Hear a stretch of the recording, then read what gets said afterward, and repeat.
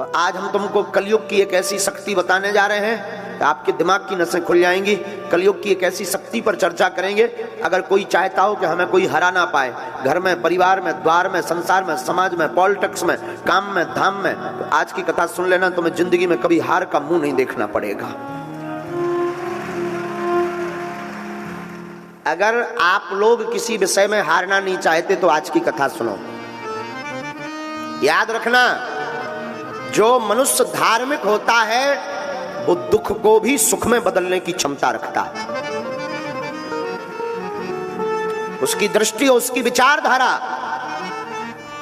दुख को भी सुख में बदल देती है। बिना धर्म का व्यक्ति, कथा में याद रखना, बिना धार्मिक व्यक्ति, बिना धर्म का व्यक्ति ठीक वैसे ही होता है जैसे बिना लगाम का घोड़ा होता है।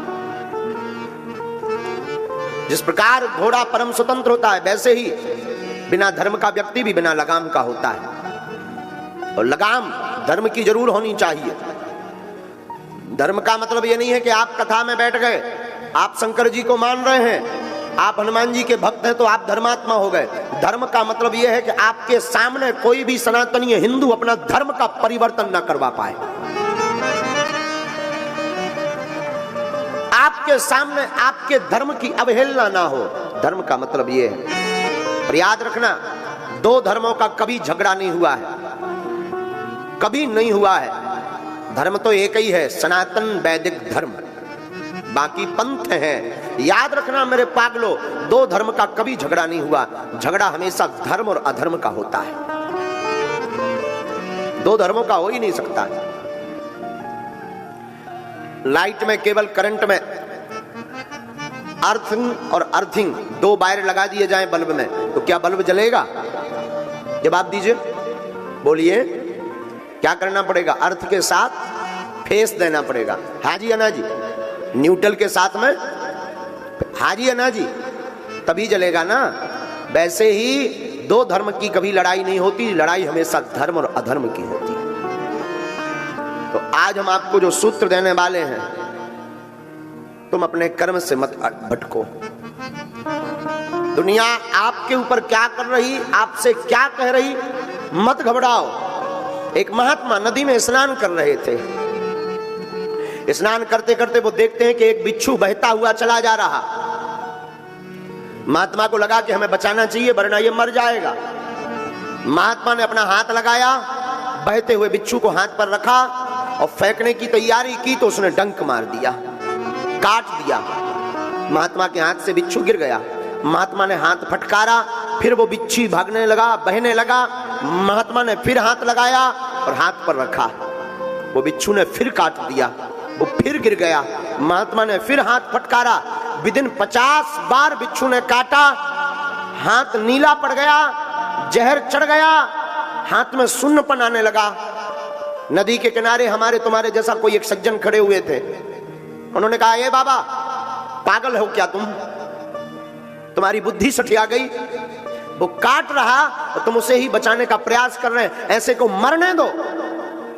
क्या जरूरत है उसको बचाने की?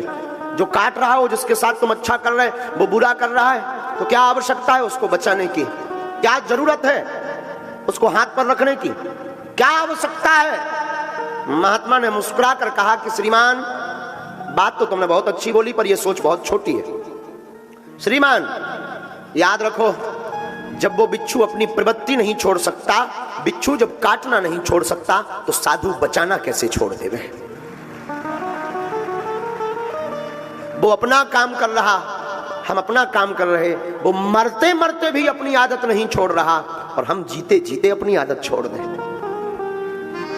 इसलिए मेरे पागलों, दुनिया का काम कहना है, उनको आदत पड़ी है कि तुमको कुछ ना कुछ वो बोलेंगे बोलेंगे बोलेंगे, लेकिन तुम्हारी जिम्मेवारी है दुनिया को बोलने दो। तुम डिगना नहीं, तुम बहकना नहीं, तुम अपने रास्ते पर बढ़ते कदम चले जाना, एक दिन मंजिल अवश्य मिल जाएगी।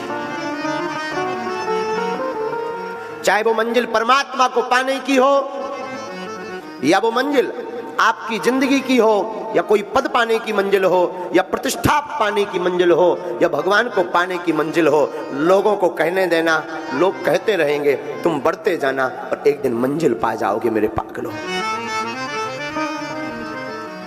आदत मत छोड़ना, लोगों के कहने पर तुम बहक मत जाना, लोगों को कहने पर तुम हट मत जाना। याद रखना, अहिंसा धर्म है। अहिंसा ना करो, बहुत अच्छा है, लेकिन धर्म पर कोई घात करे चुप बैठो तो ये भी पाप है। धर्म पर कोई घात करे तब बोल देना चाहिए, ये भी धर्म है। वो सूत्र जिसके लिए तुम बैठे हो, उस सूत्र का नाम है एकता। क्या नाम है? जोर से बोलो ना, पीछे वाले।